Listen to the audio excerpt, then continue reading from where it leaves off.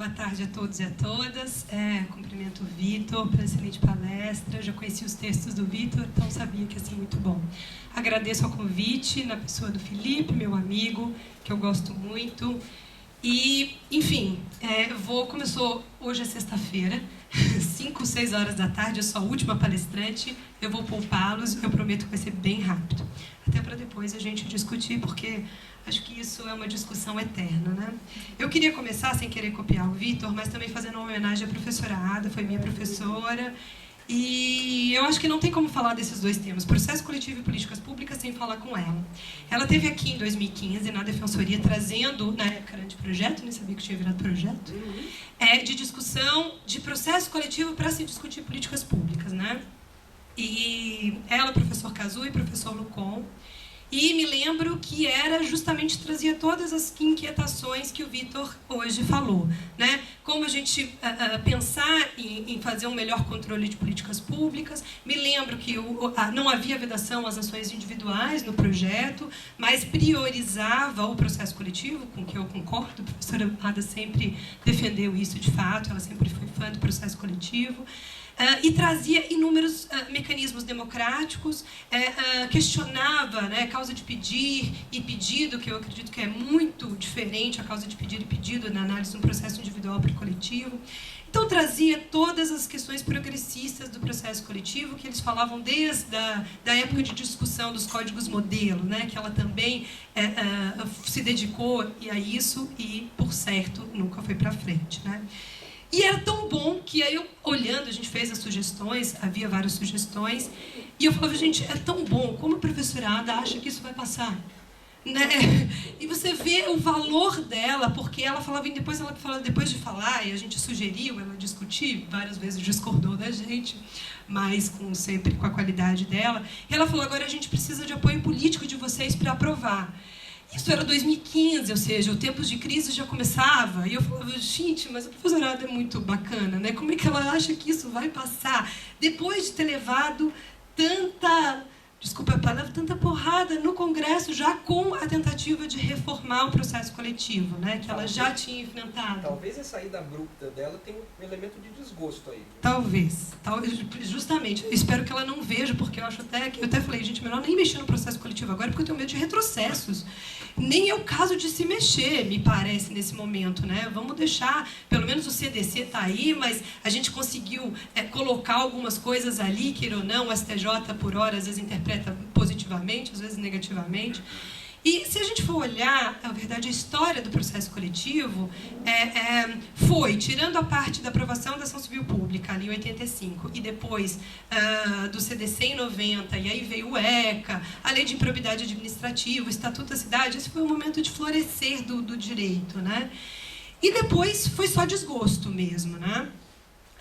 Vários doutrinadores discutiram aí os anteprojetos de Código de Processo Coletivo com várias ideias super progressistas à época. O Brasil sempre foi vanguarda nessa questão, continua sendo, mesmo com a nossa legislação um pouco defasada. Mas culminou aí com o projeto do próprio Executivo, o projeto de lei 5.139, engavetado pela Comissão de Constituição e Justiça, e nunca mais se debateu. Existe lá uma tentativa de se reformar o CDC, que obviamente não vai progredir, e aí os projetos da professora Ada, que são maravilhosos, e eu não consigo ver a possibilidade desses projetos eles irem para frente. Quando você analisa a perspectiva do Código de Processo Civil de 2015, você vê que realmente o recado do Congresso Nacional foi bem objetivo, né? Não me venham com processo coletivo, porque ninguém vai discutir isso. E a comissão que elabora o projeto entendeu muito bem, né? Uns me parecem que até questionaram a efetividade do processo coletivo, acho que ficou lá a professora Ada como quem gritava para o processo coletivo progredir, Mas muitos entenderam, não, talvez o processo coletivo não seja aí adequado, então assim a gente consegue sim importar os mecanismos da Alemanha, os mecanismos da Inglaterra, que vão solucionar os processos de massa aqui no Brasil, né? Então eles falaram, não, agora a moda são as demandas plurindividuais, né? Então essa é a demanda. Com as demandas plurindividuais resolvemos grande parte do problema no Brasil, grande parte do problema de acesso à justiça e grande parte do problema da massificação de ações.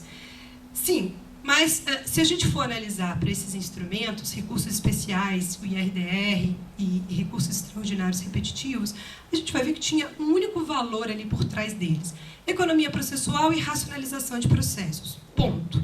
Essa era a única discussão em termos de mecanismos de massa, desses mecanismos, desses instrumentos que têm um espectro eminentemente individual. Esse é o ponto.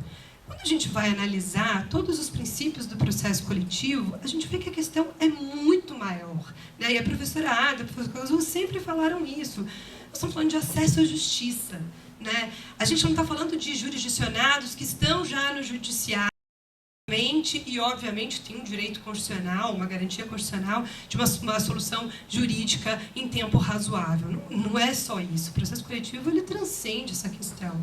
A gente tem, no Brasil, um fosso de acesso à justiça muito grande, né? Quem trabalha na defensoria sabe, nós somos políticas públicas de acesso à justiça muito precarizadas, né? Há muito ainda que se avançar. Então, não vi no Código de Processo Civil nenhuma discussão de como trazer a população, como de fato dar acesso à justiça a essa população marginalizada. E me parece que não era um princípio que os processualistas ali mais preocupados tinham. Né? Eu uma vez até ouvi um falar assim, não, gente, mas quem for no fórum arruma um advogado. Assim, não tem a menor compreensão do que é a pobreza, do que são os obstáculos, né? Não obstante o livro do Capelletti ter feito tanto sucesso aqui no Brasil. Né? Então, eu vejo, em termos desses instrumentos plurindividuais, uma má compreensão da nossa realidade sociológica, né? Por isso que a necessidade desses...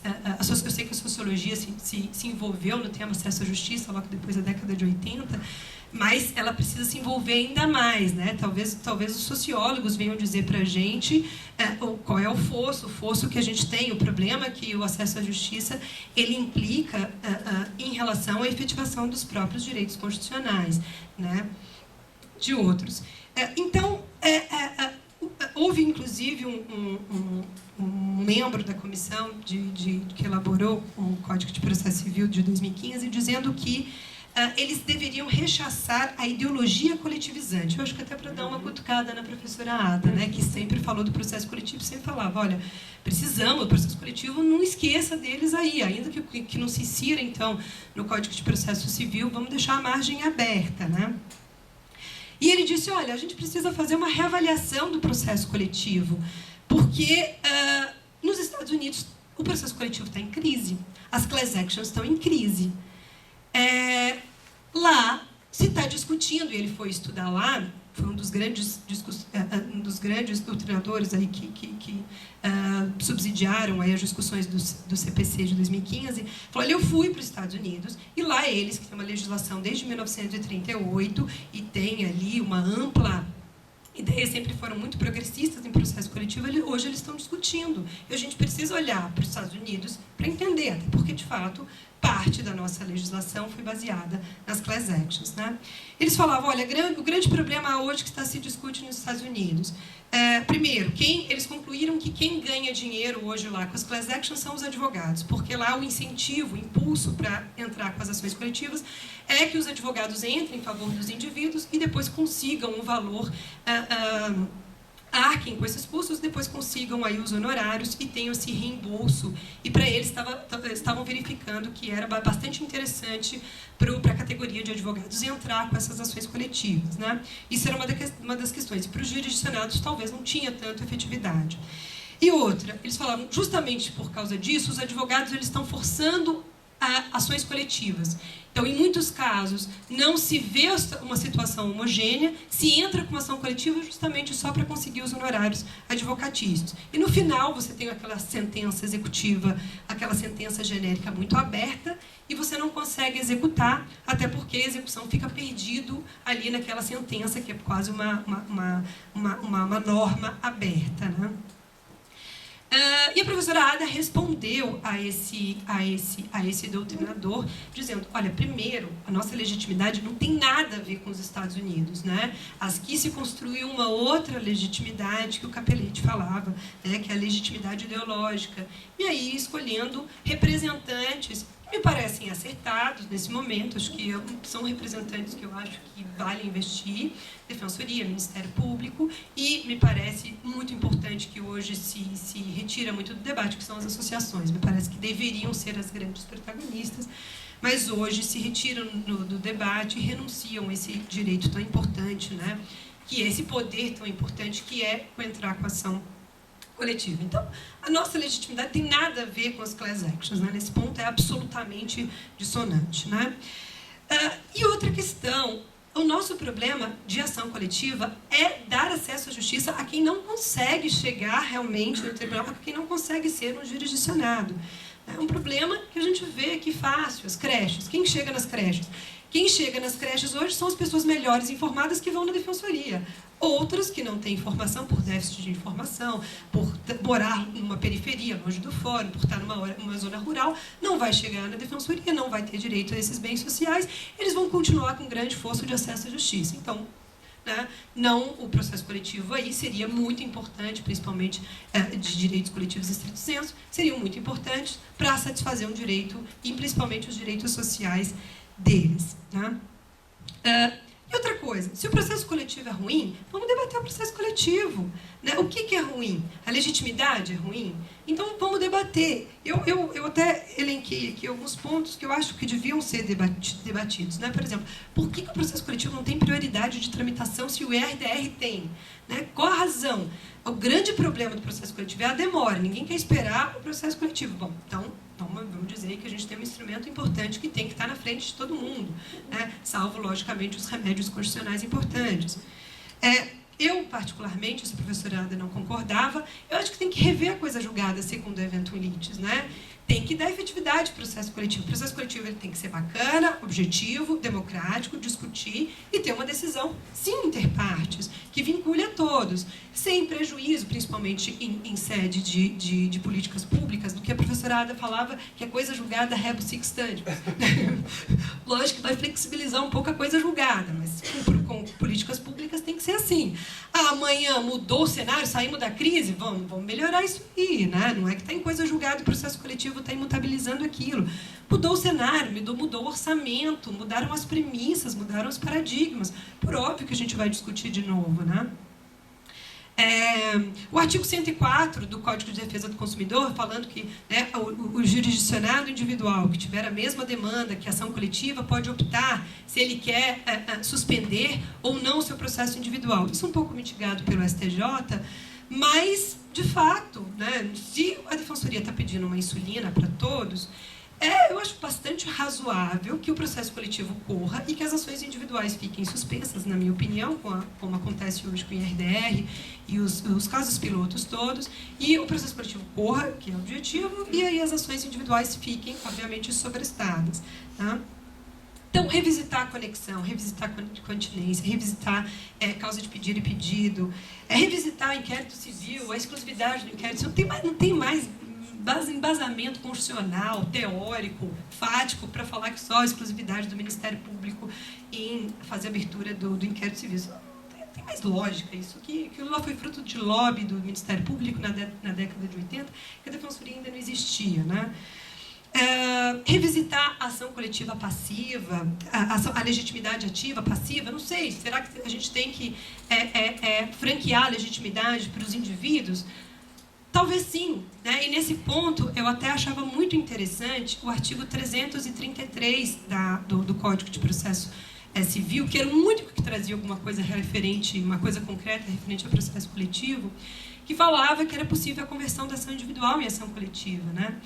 Aquilo, me acalentava um pouco porque falava, né, aquela questão, é possível um indivíduo entrar com uma ação de efeitos difusos? Era sempre, né, sempre de discutir esse processo mais no âmbito teórico do que prático, né?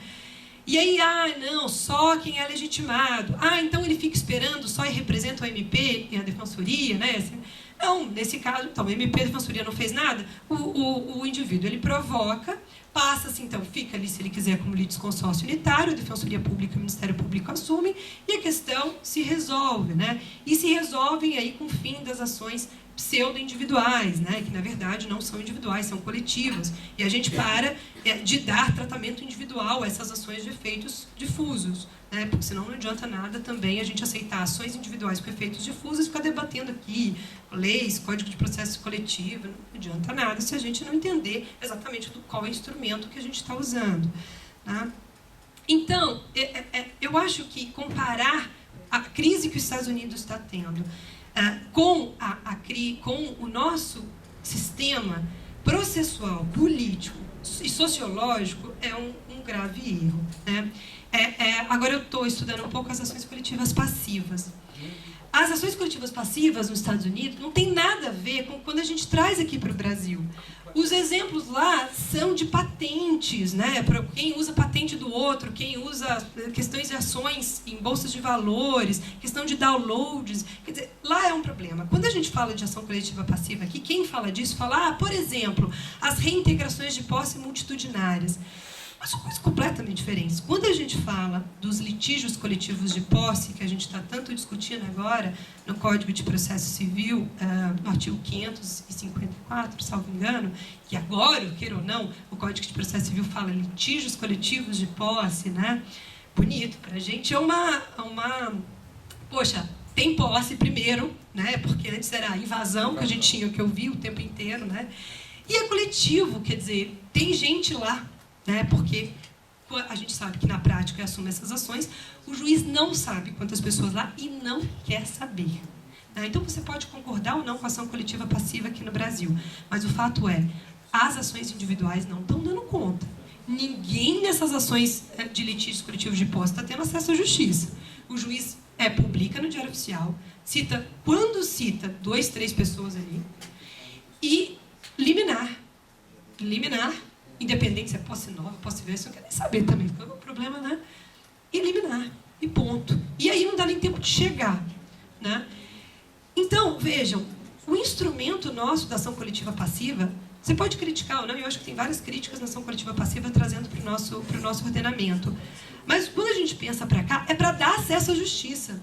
É um instrumento coletivo para dar acesso à justiça a esses jurisdicionados que hoje, com processo individual, não estão tendo acesso à justiça.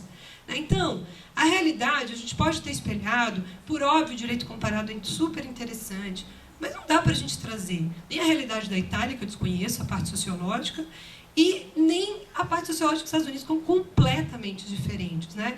Lá se eles são... o day in court lá para eles é importantíssimo.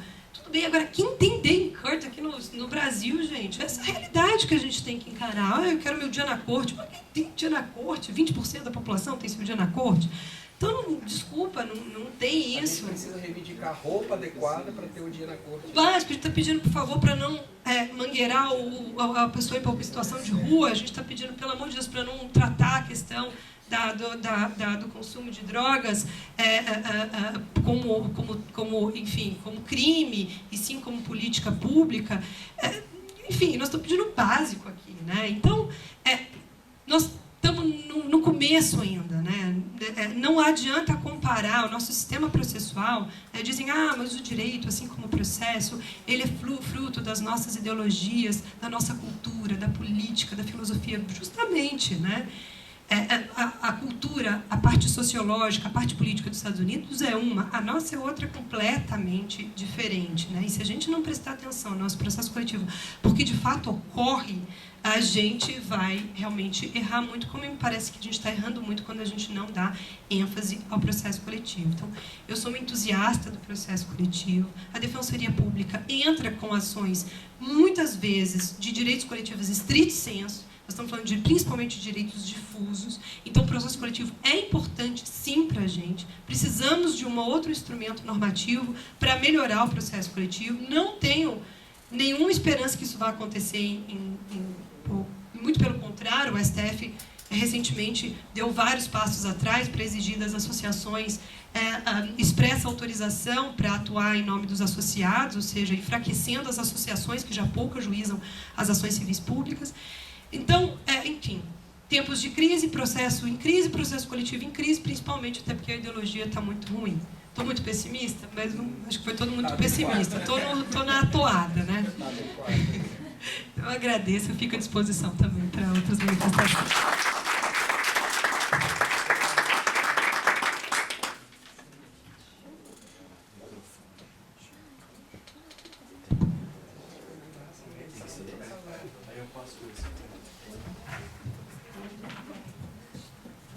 Pessoal, alguém quer fazer alguma pergunta? Eu quero. Também quero. Agora que todo mundo embora. Não, já.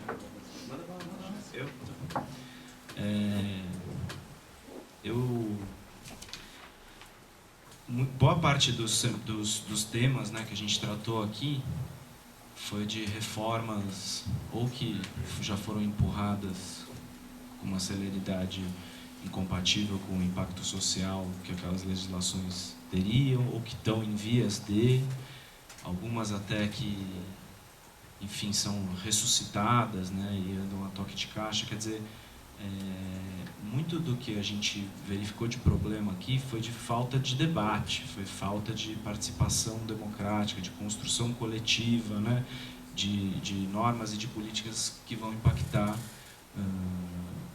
uma parte grande da população. E esse eu vejo, mesmo dentro de doutrina, que fala sobre direitos econômicos, sociais e culturais, é uma das vias, talvez das que tem obtido mais sucesso para destravar, né, esses problemas de políticas públicas, de gerar um fórum de debate mesmo no judiciário, né? Que o judiciário sirva, então, não como um determinante, mas como um destravador de debate, né, sobre políticas públicas. E agora acho que isso culmina, talvez, com a DPF no Supremo, que discute o estado de coisas inconstitucional no sistema penitenciário, né? O melhor tema impossível para trazer a teoria do estado de coisas inconstitucional. E eu queria saber, enfim, de vocês, se vocês veem no processo coletivo uma ferramenta que possa propiciar esse tipo de debate, se esse no ciclo de políticas públicas, né, que você colocou, Vitor, se essa dimensão talvez a gente pudesse de alguma forma priorizar, até para em tempos de dúvida sobre a representatividade adequada, poder trazer então as vozes afetadas, né, para o processo, enfim, qual a permeabilidade que a gente tem hoje. Queria ouvir de vocês alguma reflexão sobre esse tema. Obrigado. Vamos fazer as perguntas, vocês respondem. Então, parabéns, Vitor e Sabrina, pela palestra. Foi muito enriquecedora. Vitor, essa abordagem das fases da política pública, acho que para nós, defensores públicos, foi bem interessante, acho que foi provocativo, realmente. Parece que, na verdade, a nossa atuação, muitas vezes, nem é na política pública, né? Assim, tipo, na ponta do iceberg, vou dizer assim também, né? E aqui também queria prestar as minhas homenagens à professorada Pellegrini. Acho que mesmo quem não foi aluno, né, vamos dizer assim, pessoal, né, que não tenha tido aula, não pode esquecer as lições que ela deixou, né, e felizmente está tudo escrito para a gente, né, tem muita fonte de pesquisa e tal. E aqui também eu lembro de um seminário, uma coisa no Ministério Público, um seminário do Ministério Público, que ela era a palestrante, né? E ela falava justamente, na verdade ela estava dando um puxão de orelha no Ministério Público, ela achava que o Ministério Público não entrava com ação civil pública e tal. E aí ela falou rapidamente assim, nessa análise sobre a Defensoria Pública. E aí coloco uma questão aqui. especialmente para Sabrina, talvez o Vitor também, não sei assim, até que ponto o conhecimento dele interno e da Defensoria, mas ela dizia o seguinte, ela falava que o Ministério Público não entra, porque não quer entrar com a ação civil pública. Aí falava, a Defensoria entra com poucas ações civis públicas e as associações não entram, como a Sabrina falou, essas associações, a gente pensa, ela disse que quando, enfim, pensaram que a associação fosse ter uma atuação mais proeminente e tal, e o que acabou não acontecendo. E com relação à Defensoria Pública, ela dizia o seguinte, que a Defensoria Pública, ela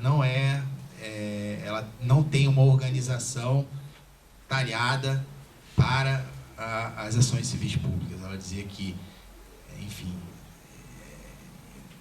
acho que ela queria dizer, estruturalmente, ela não é pensada para ações civis públicas. Então, eu queria perguntar isso para vocês. O que vocês acham? Vocês também concordam com esse posicionamento, com essa reflexão? Vocês poderiam acrescentar para a gente sobre isso? E uma outra questão, que eu acho que vai um pouco naquela linha que a Sabrina falou das ações individuais com efeitos difusos, que na verdade, assim, eu vou botar um caso prático, que foi um caso que eu trabalhei, que foi uma ampliação da linha férrea da CPTM, né? Então, a CPTM, ela ingressou com várias reintegrações de pós, dividindo esses processos por trechos da linha férrea, né? E pedia para que a reintegração da posse, porque essas linhas estavam desativadas, então as pessoas construíram suas casas em cima da linha do trem, né? E aí eu questionei na contestação, eu disse que a CPTM, ela não tinha interesse de agir naquela ação de reintegração de posse, porque o que ela estava, na verdade, era pretendendo implementar uma política pública, né? E que, enfim, travestindo aquela política pública de reintegração de posse, né? E que, portanto, ela não propôs a ação correta. Ela deveria propor uma ação civil pública, ela deveria incluir no polo passivo o Estado, o município, ou quem tivesse que prestar esse direito à moradia dessas pessoas que estavam na linha do trem. Enfim, já tentei explicar isso algumas vezes para alguns colegas e tal, acho que não pegou, o pessoal pensou um pouco que era ação civil, ação passiva, né? Ação coletiva passiva. Eu falei, não é isso, é uma questão de interesse, de adequação àquilo que está se pretendendo. Aí eu gostaria, então, de vocês, sei lá, acham que eu estou viajando muito nisso aí?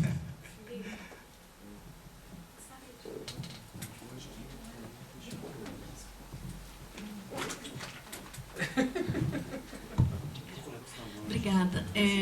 Meu nome é Grisel, eu estou aqui como ouvinte, né, do lado de fora, não sou defensora, apesar de ter passado no curso da DPU como socióloga, mas ainda não tomei posse. Eu quero agradecer essa oportunidade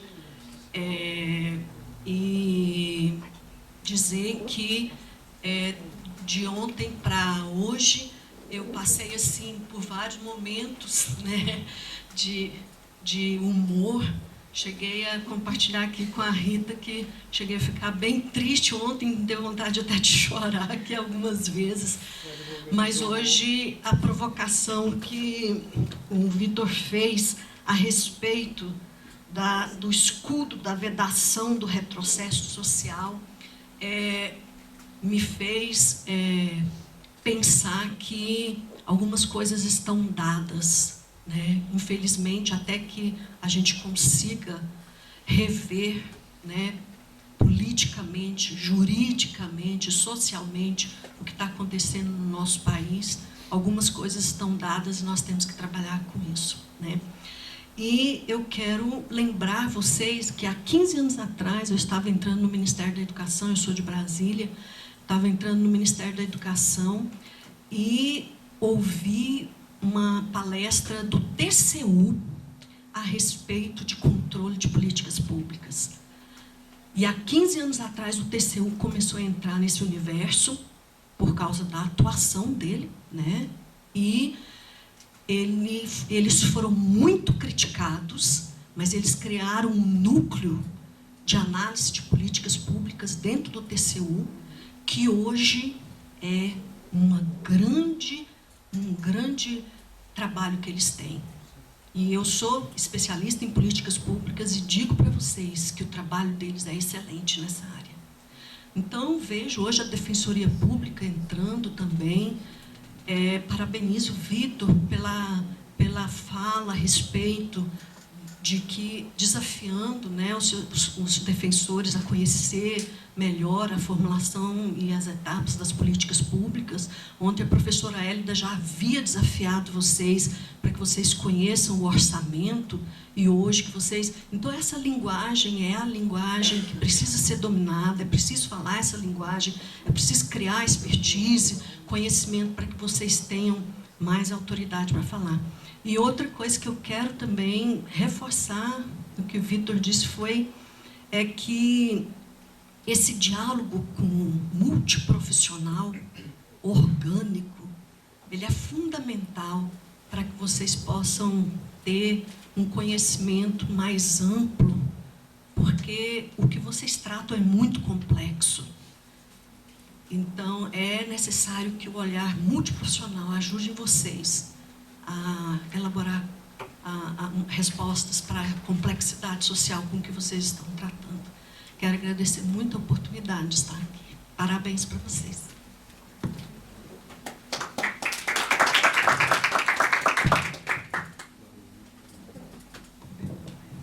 Vitor, Sabrina, bem brevemente, bom, parabéns pelas falas. Gostaria de ouvir de vocês um pouquinho sobre, nessa estratégia da ação coletiva, se sim ou não, o risco que a gente corre dos efeitos da coisa julgada, no caso do artigo 103, inciso 1 do CDC, que fala que será erga omnes, exceto se o pedido for julgado improcedente por insuficiência de provas. Que se a gente for verificar no caso a caso das ações, a sentença, quando é improcedente, nunca fala, né? Embora se discuta se precisa dizer ou não. Mas geralmente é uma improcedência. O risco que nós, nesse momento de crise, o risco que nós podemos, com uma ação coletiva, de levar uma improcedência e se solidificar, impedindo uma repropositura posterior a respeito daquele direito.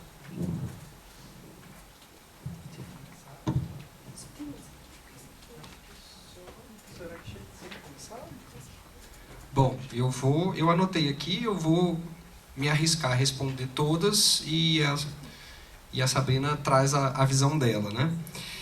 Bom, Felipe primeiro traz a inexistência de debate democrático em geral e de que maneira o processo poderia nos proporcionar esse debate que está faltando, trazer para o processo representatividade. Eu acho que a discussão, a gente precisa parar de ser hipócrita.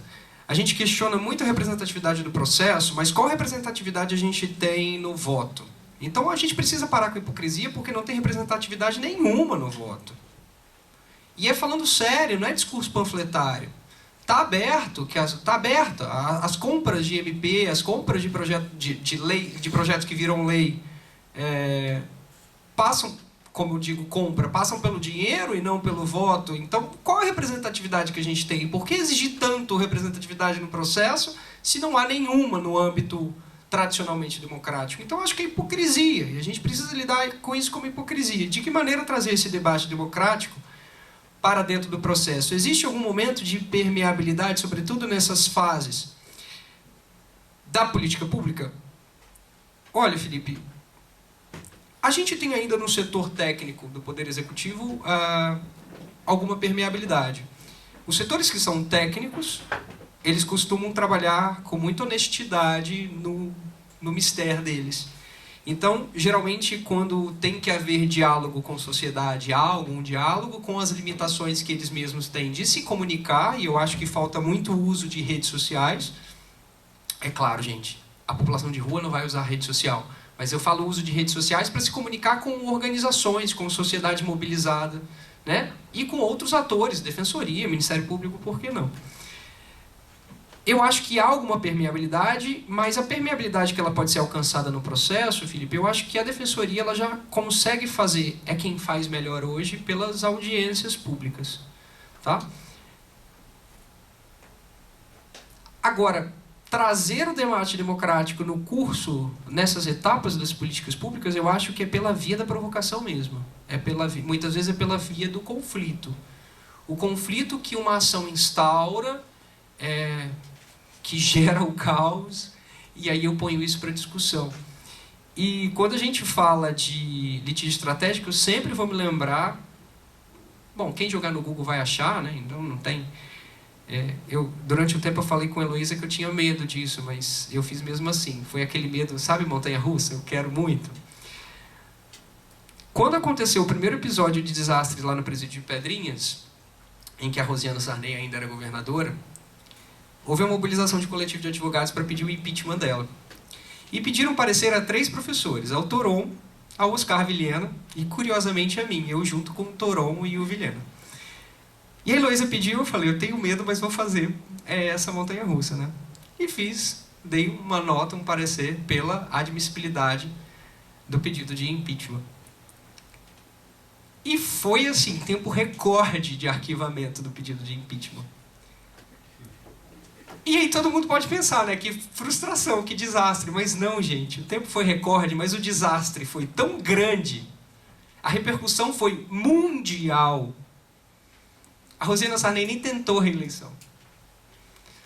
Foi uma ação absolutamente fracassada e que teve um sucesso muito mais alto do que um possível impeachment. Porque ela, sei lá, podia até sair desse impeachment como mártir. Foi sensacional. Então, muitas vezes, é o conflito, é a ação que você ajuiza sabendo que você vai perder, mas que você consegue provocar. Então, não consigo ver tanta permeabilidade fora disso. Talvez a Sabrina identifique muito melhor que eu, e é bem possível. O Paulo trata aqui de algumas questões. A primeira, a fala da professora Ada. O MP não ajuiza ação, ou ajuiza pouca, porque não quer. A Defensoria tem uma baixa demanda e as associações nenhuma. A Sabrina brilhantemente tocou no ponto das associações, e as associações, infelizmente, elas procuram, sobretudo a Defensoria, porque, gente, pense-se advogado de associação, qual incentivo você tem para ajuizar uma ação coletiva? Incentivo de querer sair correndo. Não tem incentivo nenhum. Sobra para vocês e para o Ministério Público e ponto. Eu acho que a Defensoria Pública hoje vai muito bem. Paulo, você, de forma muito correta, tocou que a Defensoria Pública ela não se estruturou, o termo foi esse, ela não se estruturou na base para as ações coletivas, mas eu acho que hoje vocês já estão num nível muito bom. E eu não tenho medo em dizer que as ações coletivas propostas pela Defensoria Pública são qualitativamente melhores do que o Ministério Público. Por quê? Permeabilidade. Eu acho que a Defensoria Pública se preocupa muito mais com audiência pública, com consulta aos jurisdicionados, com conversa direta aos jurisdicionados, que o Ministério Público. E é nesse ponto, eu não estou falando juridicamente, que o Ministério Público não se melindre achando que a Defensoria Pública juridicamente é melhor do que eles, não é isso que eu estou dizendo.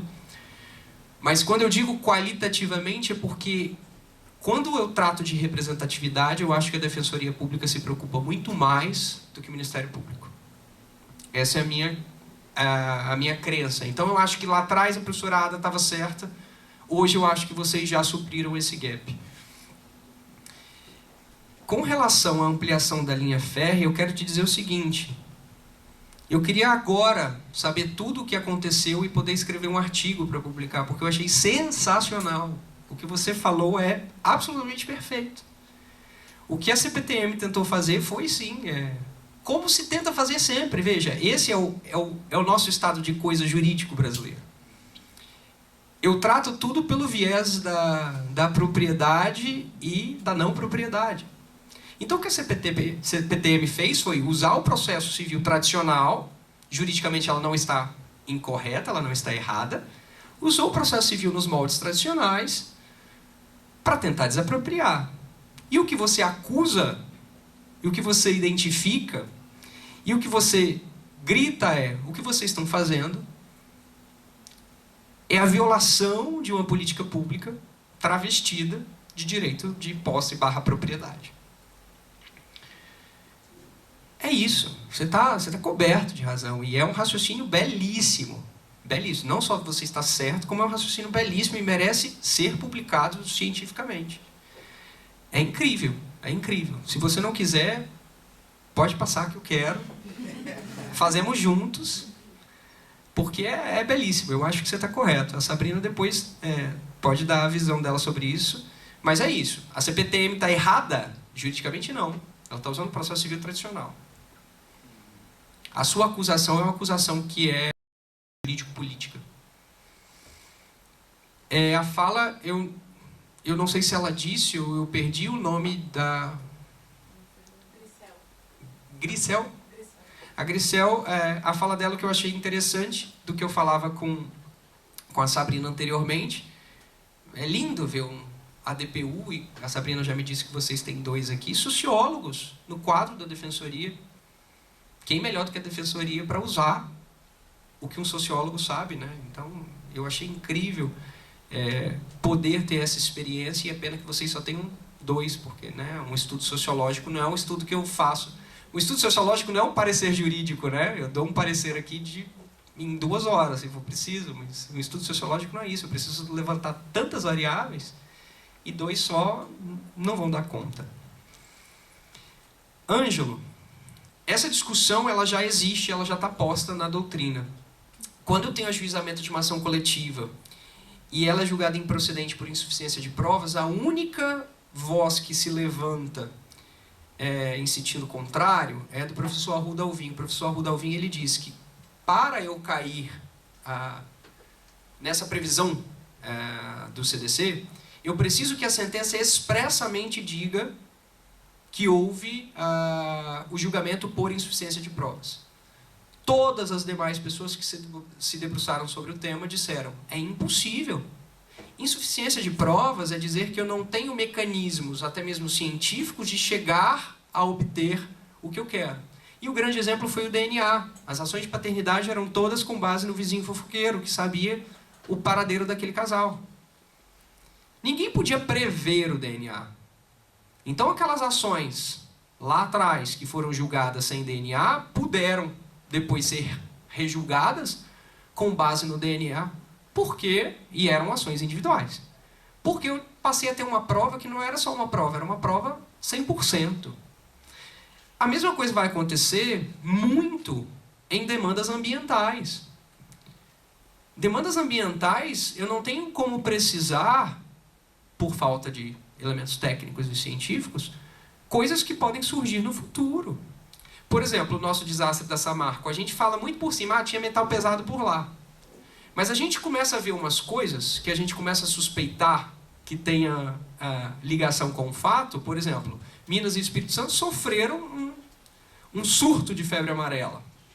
Muitos biólogos dizem que tem ligação direta com o ocorrido. E febre amarela em capital mesmo. Nós tivemos que passar por vacinação na capital. Nós temos agora uma possível escalada de doenças assemelhadas, ou talvez algo que decorra ou que dê origem a câncer nessa população, sobretudo de acesso direto à água do Rio Doce, e, por que não, num futuro, doenças congênitas que tenham origem no consumo dessa água. São coisas que a gente não consegue prever desde agora. Muitas vezes eu não tenho base científica para saber que aqueles elementos que estão na água após o desastre possam gerar certas doenças. E numa ação coletiva eu não tenho como prever a falta de um meio de prova. Então, assim, o que a gente tem hoje, doutrinariamente mesmo jurisprudencialmente, o julgamento por insuficiência de provas é insuficiência de provas. Mas eu não posso tratar essa insuficiência de provas como aquela prova que foi omitida para ser uma carta na manga. Tá? É uma insuficiência de provas, sobretudo quando eu não tenho como produzir uma prova e lá na frente eu falo: olha, surgiu isso. Tá bem? Eu vou passar para a Sabrina e ela vai falar muito melhor que eu sobre tudo. Não, eu concordo com tudo que o Vitor falou, salvo a questão do... bom, em relação... Acho que judicializar é ruim. Acho que ninguém concorda aqui que judicializar a política pública é bom. Acho que uma vez a professora Ana Paula Barcelos veio aqui e falou é o antibiótico. Né? Então, assim, quando não tem mais nada para fazer, você judicializa. Mas ninguém fica aqui judicializando um monte de coisa. Não, eu acho que eu quero um parque, vou fazer uma ação. Né? Acho que as nossas ações assim são bastante razoáveis. E, óbvio, quando você vai para o judiciário, é muito difícil você trazer essa questão de representatividade, de democracia. Você perde mesmo. Não tem jeito. O que nós vamos fazer? Isso já faz parte do pesos e contrapesos do nosso sistema. Bom, a minha dissertação fala que, para amenizar um pouco, isso foi objeto da minha dissertação, eu falei, bom, então vamos trazer então pelo menos um amicus curiae para a gente discutir bastante, fazer bastante audiência pública, extrajudicialmente e judicialmente, e fazer o controle da representatividade adequada, principalmente daqueles representantes que não dialogam antes de entrar, o que eu não acho que é o caso da Defensoria, porque a Defensoria Pública, concordo, essa professorada sempre falava que tem todo o respaldo social. Essa professora sempre falava, toda vez que vinha aqui, ou mesmo no MP também, ela não tinha medo de falar, não. A questão da litigância estratégica, eu acho que não depende só da gente. Questão de creches. A gente concorda que nós estamos fazendo tudo errado com ações individuais? Ninguém que discorda. Pode ter certeza que todo defensor de ponta fala, gente, o que eu estou fazendo aqui? O problema, e eu acho que até o TJ já entendeu, vamos fazer audiências públicas, agora vamos fazer a segunda audiência pública, vamos fazer super bacana. O que eu acho, talvez eu seja criticada, mas eu acho que tem que haver uma discussão e determinar quais são as vagas que vão ser criadas, as formas de ser criadas, e dizer, ações individuais não entram mais. O que nós vamos fazer? Porque a gente fica discutindo, não, vamos criar tantas vagas, vamos discutir isso em coletivo estrito sensu, vamos criar tantas vagas, vamos controlar a qualidade, vamos controlar o orçamento. Mas ações individuais ainda podem ser propostas? Eu entendo, mas, gente, vamos fazer a leitura do acesso à justiça. O que adianta uma coisa e outra? A gente ter os dois instrumentos. Isso eu acho que a gente não está sendo sábio. Tenho total noção de que as creches são direito subjetivo, poxa, foi uma grande conquista. Ou então vamos discutir se a gente não precisa de mais orçamento, então, para criar as creches. Mas é possível zerar as creches? Se não é possível, então, peraí. Então, se não é possível, não dá para a gente ficar entrando com ações individuais aqui, que nem os doidos. Então, tá errado o negócio. Né? Até porque, eu acho que... Bom, além falta muito orçamento, falta muito dinheiro e tudo mais, mas às vezes para construir uma creche, tem a questão da desapropriação. Isso tudo a gente tem que se apropriar nas políticas públicas, para meio de a gente ficar falando aos ventos, né? Então é importante que tenha na periferia, qual o terreno que vai desapropriar, tudo isso é burocrático. Isso, eu sei que a gente faz parte da formulação de política pública e a gente, como defensor, também não pode tapar os olhos. Então as creches, eu acho que é uma das coisas de litigância estratégica que eu acho que as pessoas ficam discutindo.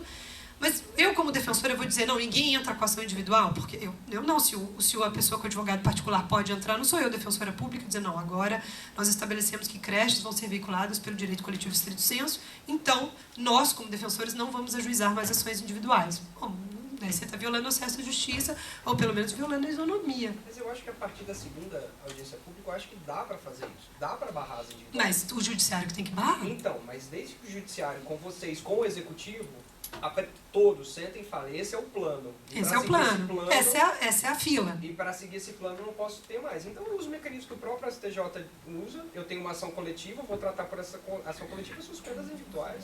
Suspende as individuais, mas quem tem que suspender é o judiciário, não a defensoria. É um diálogo que a defensoria tem que ter.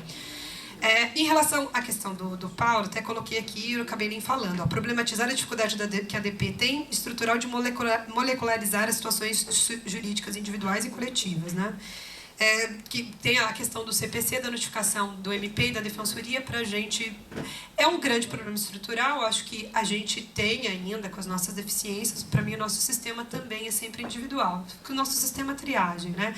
Por exemplo, lá em Osasco, que é onde eu atuo, são 13 defensores, mas mesmo assim, é porque na capital é mais difícil, mas mesmo assim é difícil o diálogo para a gente compreender que a gente está falando da mesma comunidade, que a gente está falando do mesmo objeto, que muito difícil. E olha que a gente tem grupo de WhatsApp falando, gente, mas essa comunidade a gente sempre dialoga.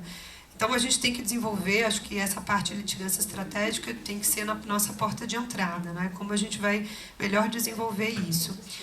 E em relação a reintegração de posse, acho que não sei, estudos empíricos dizendo que, vários estudos empíricos dizendo que reintegração de posse para o judiciário baseia-se eminentemente em título formal registral. Ponto. Então, eu acho sua tese sensacional, assim como você tenta desconstruir o interesse de agir, é isso? Falta de interesse de agir por da adequação processual.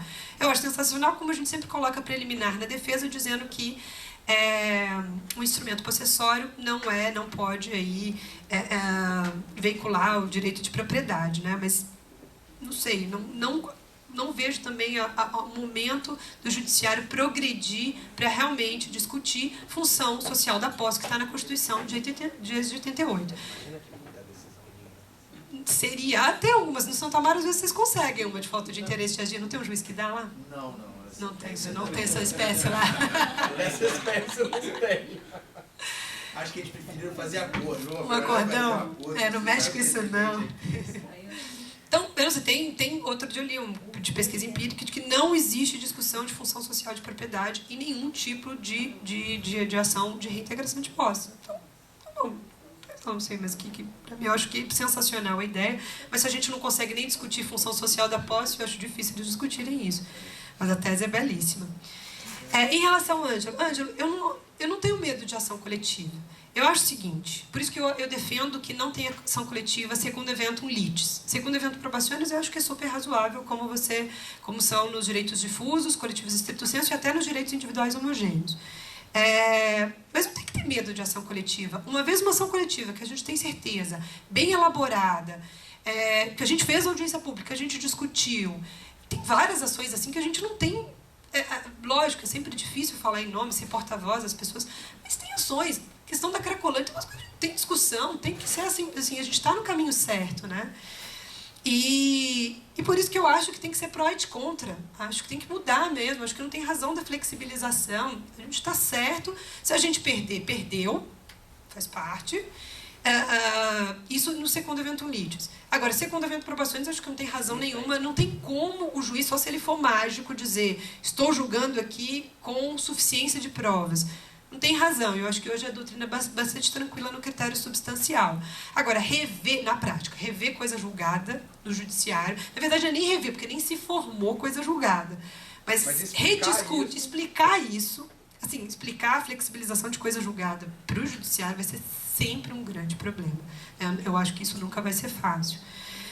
Bom, mas a professora Ada, ela defendia a coisa julgada rebus sic stantibus, ou seja, mudou as premissas fáticas, isso principalmente no controle de políticas públicas, mudou as premissas fáticas, pode-se aí rediscutir a mesma questão, porque a causa de pedir remota é outra, né? É uma tese que eu acho mais difícil ainda de ser revista, mas eu acho que em caso de políticas públicas, realmente, como não? Em momentos de crise, talvez você aceite até rediscutir aquela política pública. Depois tem que voltar ao normal, né? Então, não sei, eu acho que a gente não tem que ter medo. Até porque, hoje, uma ação individual consegue fazer um precedente, né? Hoje, e a gente tem vários exemplos de recursos especiais repetitivos, que era o fulaninho de tal, ninguém discutiu nada e formou, não confusão de coisas, mas um precedente que vai se aplicar a todos os outros. Então, gente, se isso acontece na ação individual, sem controle de representatividade adequada, por que a gente não pode fazer que o processo coletivo seja efetivo? Acho que a gente não tem que ter receio, não. Acho que se a gente está no caminho certo, lógico, às vezes tem momentos políticos do judiciário, né? Então você perde ação porque é o momento político do judiciário, o STF é ruim, o STJ não está numa formação ideal. Mas aí também faz parte do nosso sistema processual, né? Mas acho que você hoje doutrinariamente defender que a coisa julgada segundo evento probacional o juiz tem que fundamentar é absurdo, principalmente questões ambientais e urbanísticas, em que você tem, por exemplo, outro dia uma questão, a gente era possível você descontaminar o solo. Isso depois de um tempo, transitou em julgado, 10 anos depois era possível descontaminar o solo para que a comunidade não saísse de lá. Sim, bom, vamos rever aquilo que ficou decidido que a comunidade tinha que sair antes, por óbvio. Isso, para mim, é o caso típico de coisa julgada que nem se formou, porque é possível a gente trazer, na causa de pedir, novas provas. Não precisa nem entrar com ação rescisória, não precisa entrar com nada, só rediscutir a questão em outra CP. Legal. Gente, queria agradecer muito a Sabrina e o Vitor. Foi de propósito que a mesa sobre o processo ficou ao final, né? A gente se lamentou muito, achou muitos problemas, e aí acho que falar dos instrumentos, seja pela via do que é falho, a Sabrina estava pessimista, mas agora a mensagem dela é não tenham medo da ação civil pública, né? Enfim, acho que a gente tem...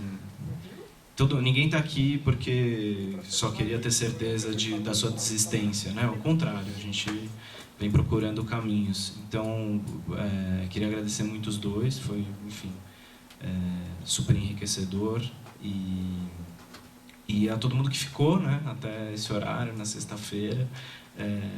Agradecer a presença. Eu, pessoalmente, fiquei muito feliz com o seminário como um todo.